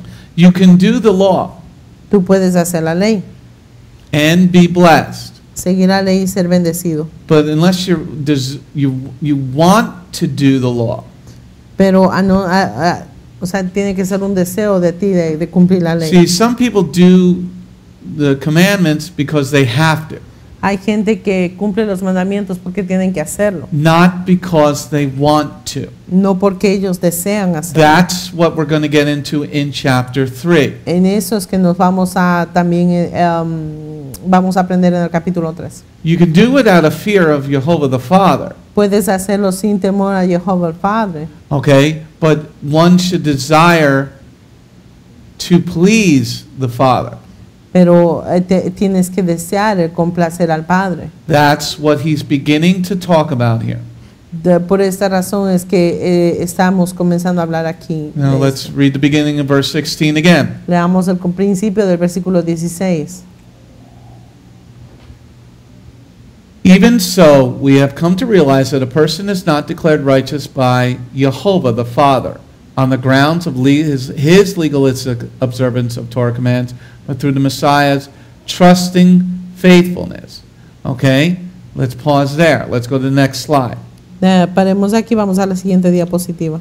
We're focusing in our translation on the legalistic observance of Torah commands. Nos estamos enfocando en la traducción de lo que es la observancia legalista de los mandatos de la Torah. And we know that there's a lot of Talmudic understanding in Yeshua's time, Y sabemos que hay mucho entendimiento talmúdico en el tiempo de Yeshua, because in the Gospels we talk about the traditions of the elders, porque en los evangelios estamos hablando acerca de las tradiciones de los ancianos, about washing the hands, acerca de lavarse las manos okay, washing the cup, and Yeshua says about these things. y acerca de lavar el utensilio, y Yeshua habla acerca de esto. So that's why the CJB in the Galatians letter is so much better. Por eso es que la Biblia completa judía, cuando se trata de la carta de Gálatas, la traducción es mejor. Because when you read on the grounds of his legalistic observance of Torah commands, Porque cuando lees bajo la observación legalista de la Torah que manda, like how long your seat are supposed to be, como cuán largos deben ser los tzitzis, how wide the phylacteries are supposed to be, cuán grandes deben ser las medidas de las filacterias, okay, lighting the Shabbat candles o prender las velas de Shabbat. 18 minutes before sundown. 18 minutos antes de la caída del 18 sol. is life. 18 es vida, Jai.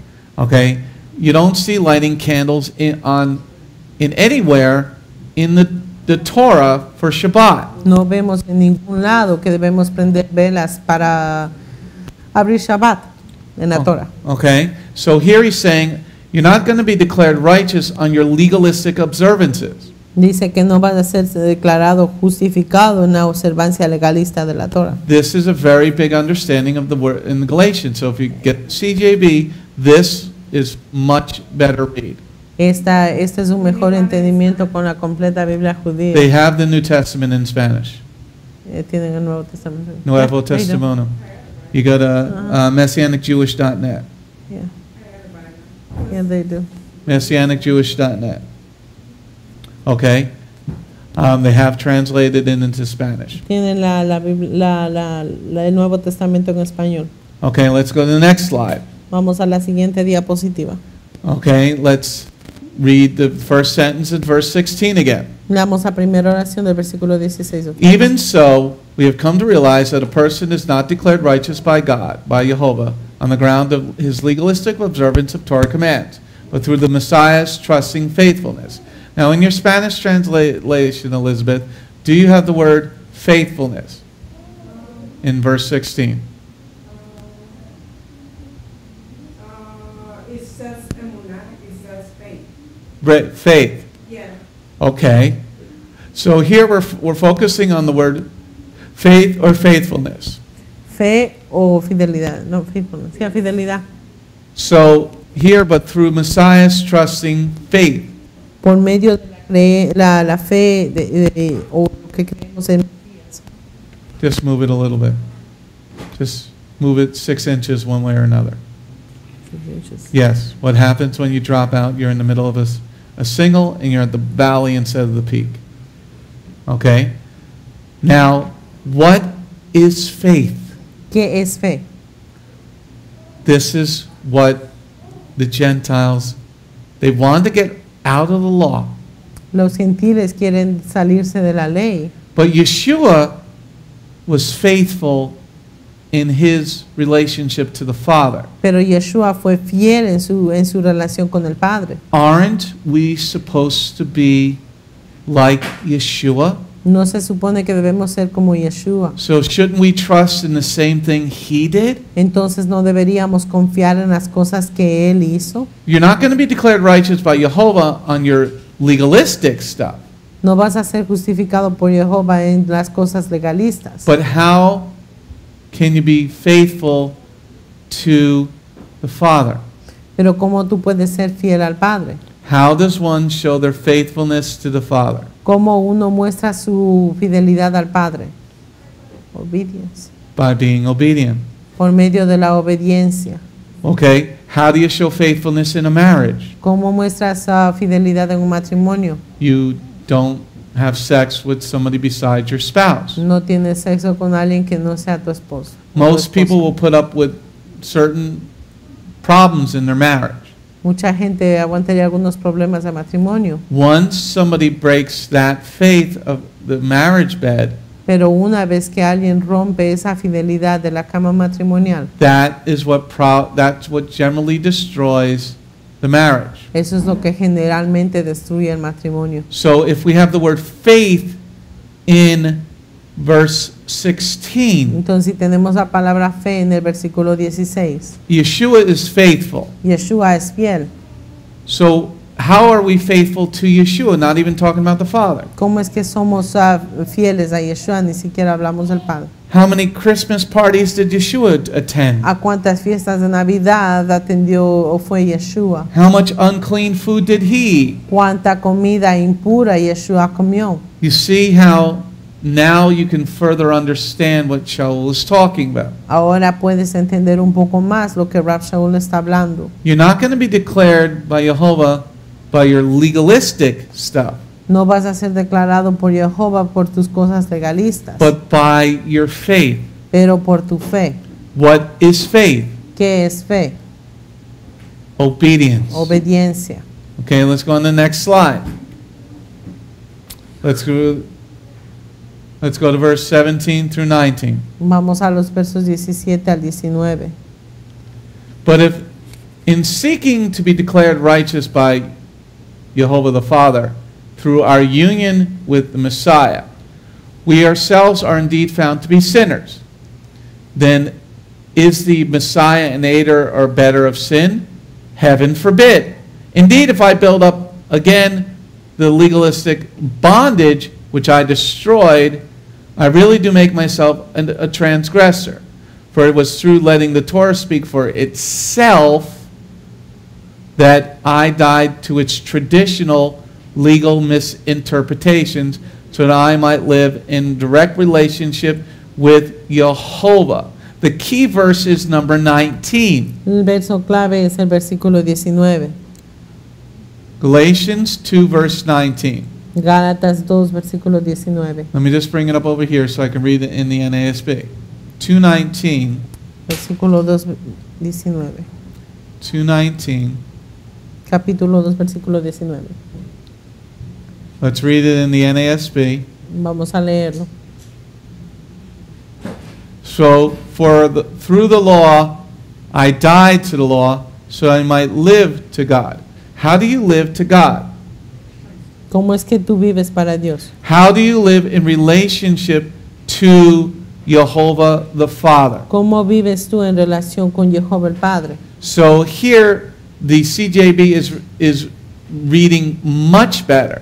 Aquí la Biblia completa judía está traduciéndola de mejor manera. Let's look at verse 19. Veamos al versículo 19. For it was through letting the Torah speak for itself that I died to its traditional legalistic misinterpretations, that I might live in direct relationship to God. So I might live to the Father. Así yo puedo vivir para el Padre en relación directa con el Padre. How do you live to the Father, since it's His house you're going to try to get to? ¿Cómo vas a vivir con el Padre?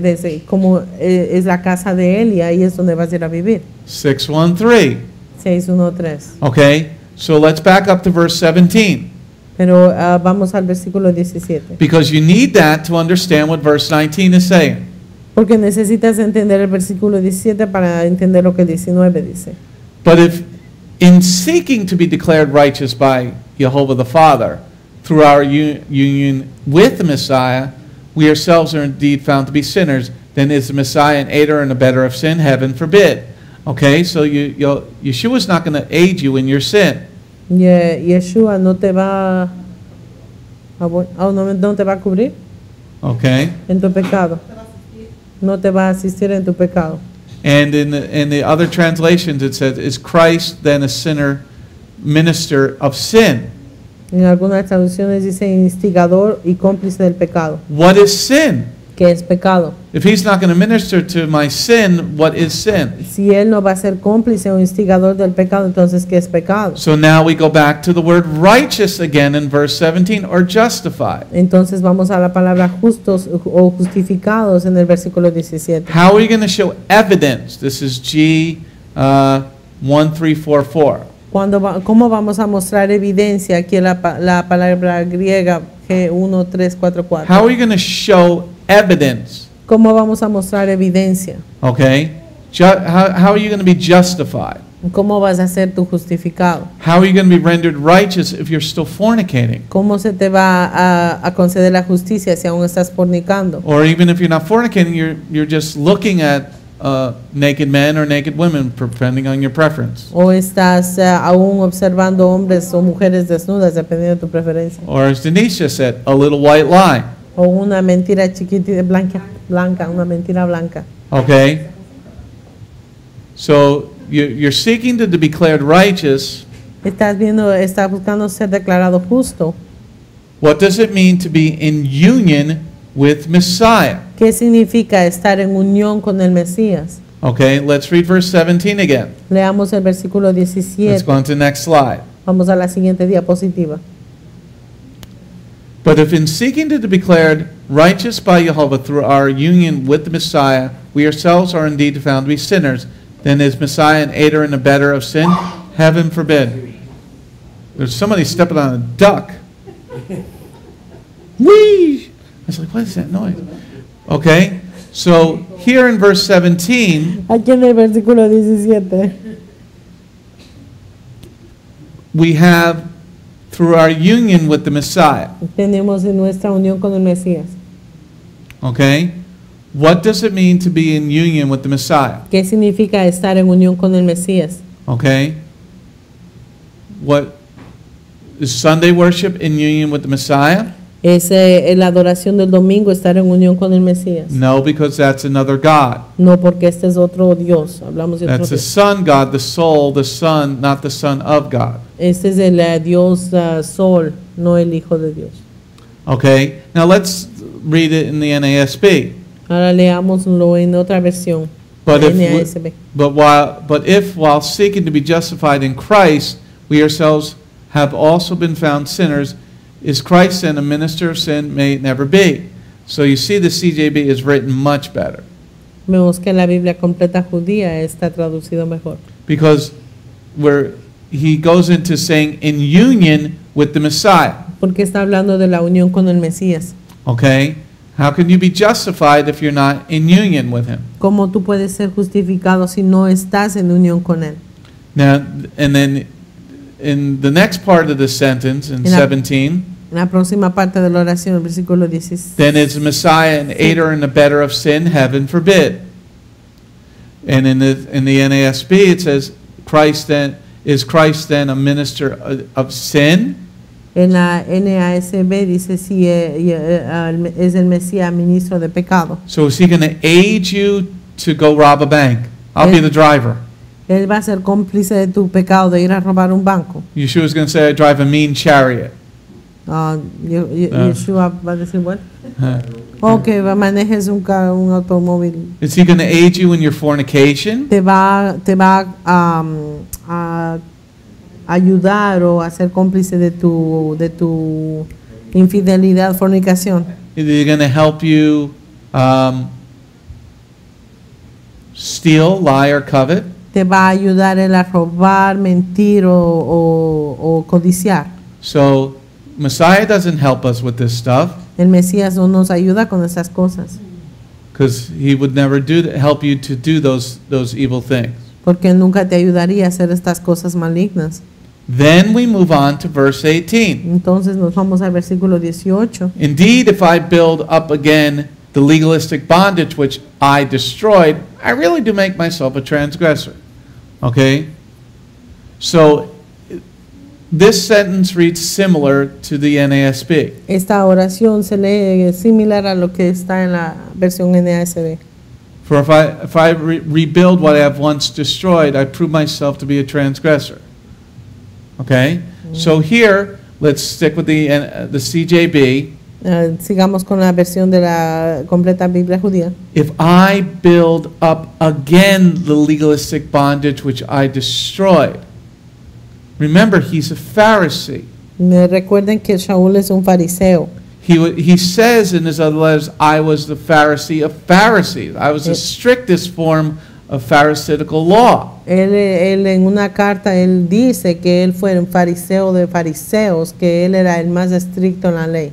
So here the Gentiles are reading this, and they're saying, if I rebuild what I destroyed, they don't understand what they're reading. What did he destroy? Aquí los gentiles cuando leen, porque si yo reedifico lo que en otro tiempo destruí, no entienden lo que están diciendo. Que es lo He que destroyed his Talmudic observances. él destruyó sus observancias talmúdicas. Now, with that understanding, Ahora con este entendimiento, then you go back to verse 17 and 18. ahora vas de vuelta al a los versículos 17 y 18. Now you can understand why Stern helped us understand what he was writing. Pues ahora vas a entender por qué el autor Stern nos trató de ayudar a entender lo que tenemos que entender. Because in verse 17 we declared righteous by Jehovah. Porque en el versículo 17 es si buscamos ser justificados, no, que no Okay. somos justificados por Jehová. Okay. Then in verse 18, build up legalistic bondage. En el versículo 18 es la esclavitud del legalismo. Okay. Yeah. So you now understand what he's talking about. Ahora entiendes lo que él está hablando. That's why when we started this study 4 weeks ago, Por eso es que cuando comenzamos el estudio 4 we semanas went to atrás, the end of the chapter 6, fuimos leímos primero el final del capítulo 6, where he says we want a new creation. donde dice él que queremos una nueva creación. Because you can have all the legal ways of cutting a challah. Porque puedes tener todas las maneras legales de cómo cortar un jala. You can have all the legal ways of how to wash your hands. Puedes tener todas las leyes legales de cómo lavarte las manos. But if you don't have a relationship with Jehovah through His perfect word, Pero porque si no tienes una relación con Jehová por medio de su palabra perfecta, you don't have anything. no vas a tener nada. Okay? So in verse 18, En el versículo 18, indeed, if I build up again the legalistic bondage which I destroyed, I really do make myself a transgressor. Okay? So what did he destroy? ¿qué es lo que él destruyó? Okay, because it says destroyed in the other translation. Porque dice destruir en la otra traducción. Would God destroy His word? Destruiría a Dios su palabra. Because then that would contradict Yeshua what he said in Matthew 5 verse 18. Porque ahí contradeciría lo que que dice Yeshua en Mateo 5:18. And what is read each Shabbat. Y lo que es leído en cada Shabbat. Because even remember in Acts, Shaul was at the synagogue on Shabbat. Porque recuerda que Shaul estaba en cada Shabbat en la sinagoga. And the people go, when can we hear this again? And he goes, next Próximo sábado. Y a Rav Shaul la gente le preguntaba, ¿cuándo escucharemos esto? Next He says Shabbat. next Shabbat. Él dice el próximo sábado. So Sábado. what then does he mean in verse 18? Entonces, lo que quiere decir él en el versículo 18, What did he destroy? ¿qué es lo que él destruyó? His Talmudic understanding. Su entendimiento talmúdico. Okay? Because how do you get, let's read verse 18 and 19 now. Leamos ahora los versículos 18 y 19. Indeed, if I build up again the legalistic bondage which I destroyed, I really do make myself a transgressor. For it was through letting the Torah speak for itself that I died to traditional legalistic misinterpretation, that I might live in direct relationship with Jehovah. Okay? Verse 19 is much more in depth in the CJB than it is in other translations. El versículo 19 es mucho más profundo en entendimiento en la completa Biblia judía que en otras traducciones. But it is proper in the CJB. Pero es apropiado en la completa Biblia judía. Because once you understand what he's talking about with destroying something, he's not going to destroy Torah. Porque una vez que entiendes qué es lo que él destruyó, no vas a entender que él destruyó la Torah. Because Torah is the foundation of the world. Porque la Torah es la fundación, el fundamento del mundo. So here, verse 19. Aquí en el versículo 19. For it was through letting the Torah speak for itself that I died to its traditional, legalistic misinterpretations, so I might live in direct relationship to God. How do you live in direct relationship to God, to the Father? ¿Cómo tú vives en relación directa con Dios? You follow His commandments. Tú sigues sus mandamientos. And Yeshua says, not one jot or tittle will be missing from the law until heaven and earth pass away. Yeshua dice, ninguna jota o coma va a perderse de la palabra hasta que el cielo y la tierra You desaparezcan. see how Yeshua is saying, keep the Torah. ¿Ves aquí como Rav Shaul está diciendo, observa o guarda la Torah? Let's go to the next slide. Vamos a la siguiente diapositiva. We're going to finish chapter 2 this week, unless Lisbeth, are you okay there, Lisbeth? Lisbeth, Black Moth. Okay. Wait, Marty!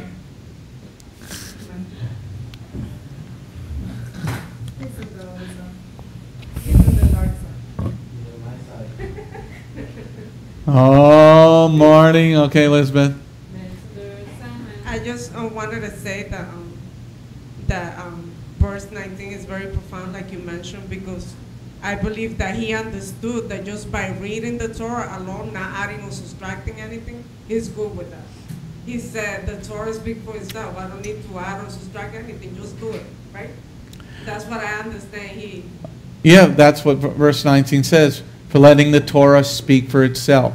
Dejar hablar la Torah por sí misma. That's what's really amazing. Let it speak for itself. Que la Torah hable por sí misma. And I mean, in the NASB, it doesn't really go that far. En ninguna versión en español va así de profundo como en la completa Biblia. Well, but it says, what does it say in the Spanish? In this translation, it says exactly. Yeah, and this one it says, yeah, but Reina Valera, la Biblia de las Américas doesn't say it. It's just so poor and it even makes you angry. But when here it says that I might live to God. Me dice aquí a fin de vivir para Dios. Okay, it's missing the part about letting Torah speak for itself. That's a big part. Le falta la parte que dice que dejando que la Torah hablara por sí sola. Okay, so even if you don't have that, incluso si no tienes eso, you're reading the King Jimmy or the NASB. Si estás leyendo la Reina Valera o la Biblia de las Américas. What does it mean to live in relationship to the Father? ¿Qué significa el vivir en relación con el Padre? Let the Torah speak for itself. Que la Torah hable por sí misma. Okay, let's go on to the next slide. Let's go to verse 20 and 21. Versículo 20 y 21. Section number 7, Sección número 7. the final section of chapter 2. We're going to finish this up tonight. Final del capítulo 2. When the Messiah was executed on the stake as a criminal, I was too, so that my proud ego no longer lives. But the Messiah lives in me, and now, and the Son, in life, I now live in my body. I live by the same rusting faithfulness that the Son of God had, who loved me and gave himself up for me. I do not reject God's gracious gift, for if the way in which one attains righteousness is through legalism, then the Messiah's death is pointless. Okay? So in verse 20, En el versículo 20. let's read verse 20 again. Veamos el versículo 20 otra vez. Verse 20. 20. When the Messiah was executed on the stake as a criminal, I was too, so that my proud ego no longer lives. But the Messiah lives in me, and the life I now live in my body. I live by the same rusting faithfulness that the Son of Jehovah had, who loved me and gave himself up for me. Okay? So, Messiah lives in people who like to be rapists. El Mesías vive dentro de la gente que les gusta violar. No. No. So if you're still doing that, would Messiah live in you? Si haces eso, sería que el Mesías está viviendo dentro de ti. So that means you must be following the Torah. Entonces debe ser que estás siguiendo la Torah. And then once again, Y una vez más, we're speaking about faithfulness estamos hablando de fidelidad. in verse 20 again. En el versículo 20 otra vez. It says in the second sentence, Dice en la segunda oración, but the Messiah lives in me, and the life I now live in my body. I live by the same faithfulness that the Son of God who loves me and gives himself up for me. Once again, we have the word faithfulness. una vez más tenemos la palabra fe. Let me just see if it's in verse 20 over here. Dice aquí fe. It says faith. Dice Okay, fe. what is faithfulness in verse 20? ¿Qué es fe en el versículo 20? If we're supposed to be like Yeshua, Si debemos ser como Yeshua, how do you show your faithfulness? ¿cómo muestras tu fe o tu fidelidad? Obedience to the commandments. Obediencia a los mandamientos. Okay, so he understands that Yeshua gave himself up for me, Debemos entender que Yeshua se dio a él, se entregó él por mí, but we need to understand what the word faithfulness is all about. pero tenemos que entender de qué se trata la palabra fidelidad. Okay, it's very important that if you want Yeshua to live in you, Shaul is saying Messiah lives in me, El Rab Shaul habla que el Mesías vive en él and he gave him life in his body. y que él dio la vida en su But cuerpo. it's like the faithfulness of a marriage. Es como la fidelidad en un matrimonio. How many times can a husband have marital relationships with other people besides his wife and still stay married? ¿Cuántas veces un esposo puede tener relaciones sexuales con otras mujeres dentro de su vida matrimonial y aún seguir casado? How did Yeshua show faithfulness to his father? ¿Cómo es que Yeshua mostró fidelidad al Padre? He said, not my will. Dice él, que no sea mi voluntad. Let's go on to the next slide. Vamos a la siguiente diapositiva. Verse 21. Versículo 21. I do not reject God's gracious gift, for if the way in which one attains righteousness is through legalism, then the Messiah's death was pointless. Okay, the Messiah's death was pointless. Let's look at that. Veamos a lo que dice que Cristo murió en vano o el Mesías murió en vano. Why did Yeshua die? ¿Por qué, ¿Por qué murió Yeshua? Sorry. Why did Yeshua die? ¿Por qué murió Yeshua? So that you could steal, Así puedes robar, so that you could lie, así puedes mentir, so that you could covet, así puedes codiciar, so that you could murder, o así puedes matar, so that you could dishonor your parents. o puedes faltarle respeto a los padres. So all the Christians are saying, no, he didn't die for that. Los cristianos van a decir, él no murió para eso. He died so you can eat pork, right? Él murió así podrás comer cerdo, ¿verdad? Okay? So, verse 21. Versículo 21. I do not reject God's gracious gift, for if the way in which one attains righteousness is through legalism, then the Messiah's death is pointless. Okay? Now, here, let's look at it in the NASB. Veamos aquí en la otra versión NASB. I do not nullify the grace of Jehovah the Father, for if righteousness comes through the law, then Christ died needlessly. Okay? So, what is righteousness? ¿Qué es justicia? The law. La ley. So, I do not nullify the grace of God. What is the grace of God? No hago nula la gracia de Dios. ¿Cuál es la gracia de Dios? What is this gracious gift that He gives to us? ¿Cuál es este obsequio que Jehová nos dio? He had every right to destroy you before you started to walk with Him. Él tuvo todo derecho a destruirte incluso cuando caminaba, antes de caminar con Él. Because Torah lives in our heart. Porque Torah vive en nuestro corazón. Okay? So let's look at verse 21 in this way. Vamos al versículo 21 en esta manera. If the law is done, then Yeshua's death was pointless. Si la ley se terminó, entonces la muerte de Yeshua no tendría sentido. Anybody getting that? ¿Entendieron eso? If the law is done, then why did Yeshua have to die? Amen. Si la ley se terminó, entonces ¿por qué Yeshua tuvo que morir? Why did He have to suffer? ¿Por qué tuvo que sufrir? If He was just going to get rid of it, why did He have to die? Si se iban solamente a deshacer de la ley, entonces ¿por qué Él tuvo que morir? Why did He have to live here as a man? Porque Él tuvo que vivir aquí como hombre. If He was just going to get rid of the law, Si solo se iba a deshacer de la ley, why have to suffer all that pain? ¿por qué sufrir todo ese dolor? Why did He have to get His beard ripped out of His face? ¿Por qué le tuvieron que arrancar su barba? Why did He have to get beaten by Gentile Roman soldiers? ¿Por qué tuvo que ser golpeado por estos goim romanos? To just cry like a baby? Para llorar como un bebé. Then His death would be pointless. Entonces su muerte no tendría sentido, no valdría la pena. All right, any questions in house here? Algunas preguntas en la casa. You guys need the microphone. If just Shaul would have started all his conversation with that, we would have been reading none of this. I'll wait till you get to chapter 3.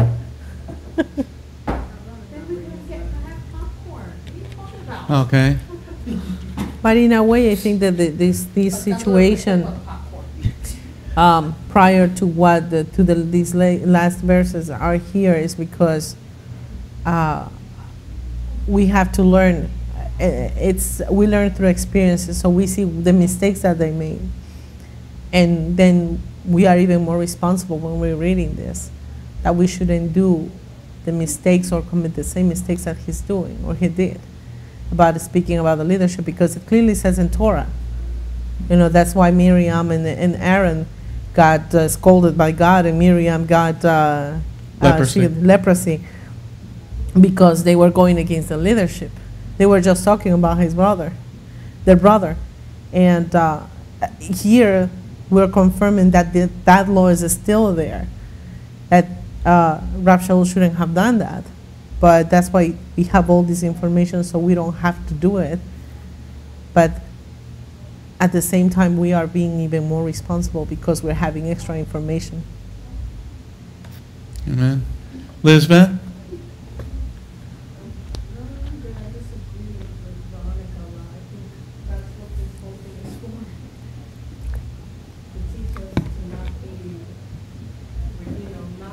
Not to fall into those traps, to do those things.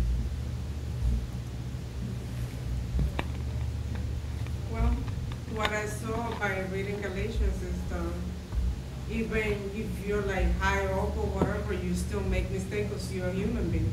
Or, you know, as long as you like repent and move forward, it's okay with me. Because I'm also a human and make a lot of mistakes. Amen. Anybody on WebEx? Good. En Webex, una pregunta. Marty?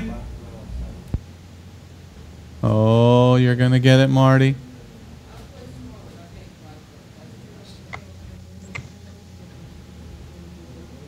All right, let's. Here. Oh, you're here. You're awake now.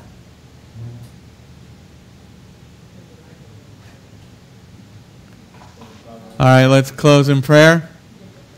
Thank you, Lord, for your blessings today. Thank you, Lord, for this incredible study. Let us walk in your footsteps, Yeshua, so your crucifixion, all the pain you suffered for us, be not in vain. Let us be faithful. Just like you were faithful to the Father, let us be faithful to the Father in the same way. In your name, Yeshua. Amen. Shalom. Shalom. This is Messianic Rabbi Andrew Dinnerman. I would personally like to thank you for tuning in to the Remnant's Call each and every week. You can listen to the full message on our website, bethgoyim.org.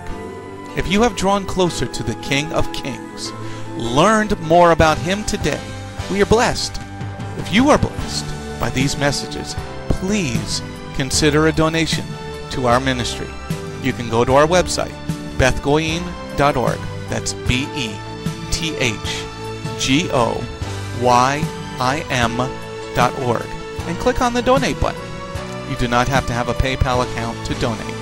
All you need is a debit card. Once again, thank you very much for listening to The Remnant's Call.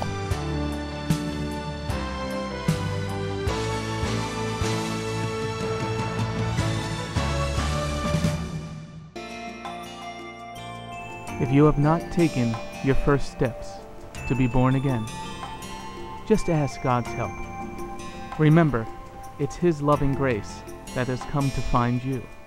No one is worthy or able to reach God, but God can reach us, and He's reaching out to you now. Just open your heart and let Him in. His arms are open, and the blessing of salvation and eternal life are waiting for you. Don't let it wait any longer.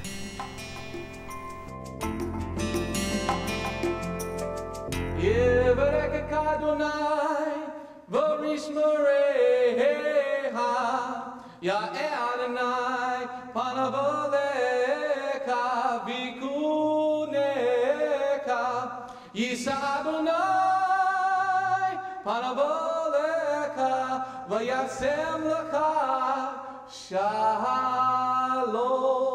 May the Lord bless you and keep you. May the Lord lift His face to shine upon you. May the Lord be gracious unto you and give you His shalom. Shalom. My name is Messianic Rabbi Andrew Dinnerman, and I invite you to come to visit our congregation. If you are in the tri-state area, come out and visit with us on Shabbat. We are a congregation of Jews and Gentiles, living as one in the Messiah Yeshua. Bgmc is a place of true worship. The focus never wanders from the Hebraic roots of our faith. Beth Goyim is rooted in the Word of God from Bereshit through to the book of Revelation. Messiah's strong words against man-made tradition are carefully recorded in Matthew 7. That is the reason we only follow the straight-up instructions found in Scripture, truly the way, the truth, and the life. If you're looking for a deeper walk with Adonai, come out for our Tuesday evening Bible study called Messianic Torah Time. Come, spend the day with us on any Shabbat. We start at 11 a.m. with the sound of the ancient Hebrew shofar. Next, we offer our King praise and worship in English, Hebrew, and Spanish. After worship, we review the headlines in the previous week's news from around the globe, especially news from the Holy Land, Israel. We don't just list the news headlines as current events, but we comb through the scriptures, searching for clues to understand what they mean and then to help pinpoint prophetically our current position on Adonai's clock. After digesting all that modern information, we leave the world behind as we journey with our Adonai deep into His eternal Word, not with just one or two scriptures, but usually 7 or more scriptures. The spiritual nourishment and the richness of His kingdom become accessible to the ones who share this special time and seek them out. The day does not end there. Because Shabbat is so special to Him, there is always so much more that our King desires to share. So instead of separating and leaving, we stay together as a family for potluck lunch and an afternoon study of our King's Word.